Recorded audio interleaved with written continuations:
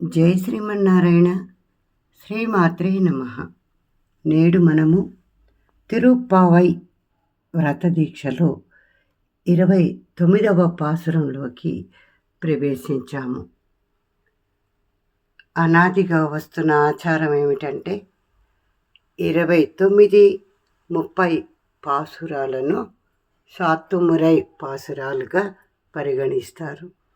ఈ 2 పాసురాలను కూడా ఈరోజు అనుసంధించి ఆ తరువాత భోగంగా అమ్మవారు స్వామిలో మమైక్యమైంది కనుక భోగి కళ్యాణాన్ని విశేషముగా జరుపుకోవడం రేపటి రోజున ఆనవాయితీ. కావున ఈరోజు 2 పాసురాలను అనుసంధించడం జరుగుతుంది. అమ్మవారికి రేపటి కళ్యాణ వైభవానికి బంగారు మంగళసూత్రాలు, మంగళ ద్రవ్యాలు అన్నీ కూడా చక్కగా కళ్యాణానికి ఉపయోగపడే విధంగా ఈ కోవెలను చేరుకున్నాయి. జై శ్రీమన్నారాయణ. శ్రీమాత్రే నమః.